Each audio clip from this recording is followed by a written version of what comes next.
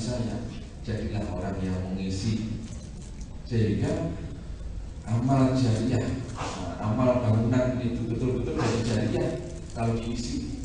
Nah ini, kalau diisi berarti masih mengeluarkan pundi-pundi pahalanya, menghasilkan itu bagi yang punya, yang mungkin sudah tidak ada, sementara yang di dalamnya yang mengisi kegiatan. Kalau tujuannya itu insya Allah sudah tidak kalah besar pahalanya. Nah ini, ibu bapak yang saya hormati,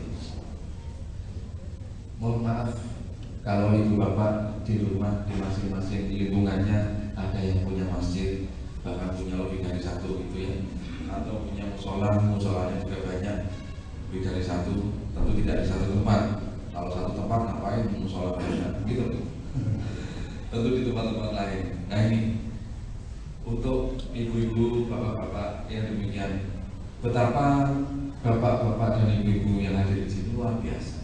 Sudah punya masjid atau musola, masih juga berkenan mengisi kegiatan baik di dalam masjid atau tempat-tempat yang sudah dijadikan. Nah, kadang-kadang yang seperti ini, ibu bapak yang saya hormati, yang nantinya ketemu lagi dengan kita di akhirat, menjelma menjadi sosok orang yang kemudian menolong kita. Begitu di dalam banyak literatur ya, amal itu menjadi sosok tertentu. Kalau bahasa Jawa ini mimpo itu bapak.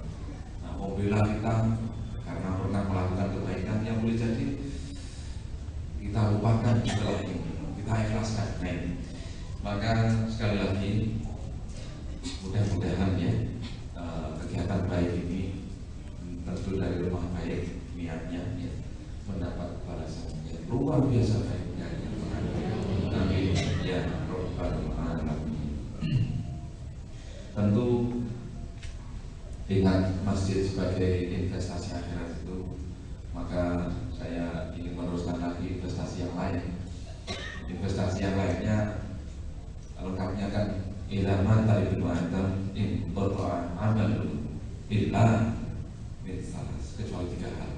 Amal putus semua, sudah tidak bisa menghasilkan pahala kecuali 3 hal. Yang pertama yang sudah saya sampaikan tadi ya, amal yang bernilai jariah. Karena kadang sehebat apapun ada yang tidak bernilai jariah, ibu bapak ya, karena tidak ada yang memanfaatkan.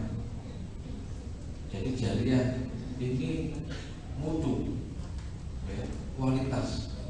Kadang jelek tetapi masih berjariah karena kegiatan di dalamnya masih berlangsung. Nah ini, maka bagaimana menjaga agar investasi tersebut punya nilai jariah.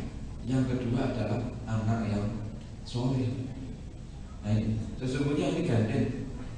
Jadi kalau kita punya investasi yang dimungkinkan punya nilai jariah, terus menerus menghasilkan pahala buat kita, maka jangan lupa siapkan anak yang soleh. Kadang anak yang soleh memang bukan anak kandung, ya orang lain yang tetap mengisi kegiatan-kegiatan baik di dalam amal jariah tadi, amal yang menjadi jariah tadi. Boleh jadi generasi begitu saja. Dan tentu mendoakan yang berjariah.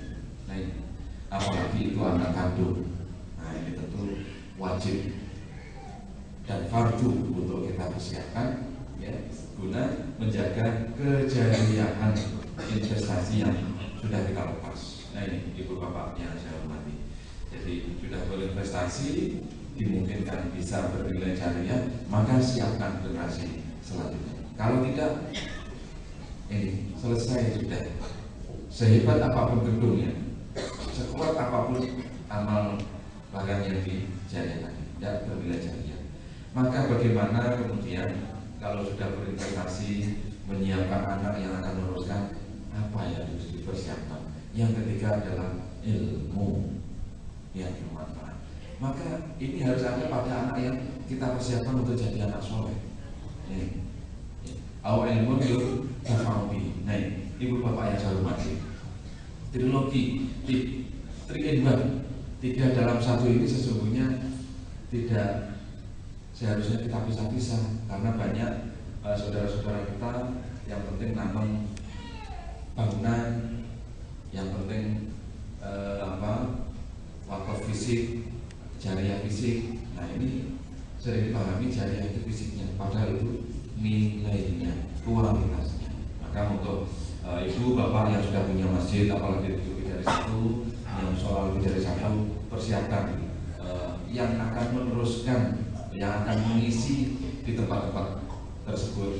Mereka adalah generasi-generasi yang soleh, yang tentu dengan kegiatannya saja itu sudah mendoakan orang yang beramal di sana. Ibu bapak yang saya hormati, itu terkait dengan hal-hal yang perlu kita persiapkan bagi kehidupan kita setelah di dunia. Ibu bapak yang saya hormati, kenapa harus bicara kehidupan setelah mati? Bagi kita semua mengaku beriman ya, ibu. Nah ini, bapak-bapak kata begitu juga ya, beriman. Nah ini, mohon maaf, bukan melecehkan. Kadang-kadang kita yang mengaku beriman ini, sikap kita, pandangan hidup kita, plus kelakuan kita itu hampir sama loh ibu bapak yang saya hormati dengan mereka yang tidak mengaku beriman, bahkan kadang lebih parah. Nah ini, padahal kita ngaku beriman. Yang mudah-mudahan sekali lagi kita masih diberi amanah oleh Allah untuk bisa memperbaiki diri hingga saatnya nanti kita betul-betul dipanggil oleh Allah itu dalam keadaan yang baik. Amin ya rabbal alamin. Ya, pentingnya membicarakan atau membahas atau mengingat bahwa nanti itu ada kehidupan setelah mati. Nah, ibu bapak yang saya ada. Kalau kita percaya, maka mari kita persiapkan. Terkait dengan orang yang punya keyakinan tingkat tinggi bahwa nanti setelah hidup di dunia ini ada kehidupan lagi, ada pertanggungjawaban lagi, mereka adalah pahlawan yang pada tanggal 10 November, berarti 2 hari lagi ya, itu kita peringati harinya, hari pahlawan. Mereka dalam pandangan saya adalah orang yang punya iman tingkat tinggi.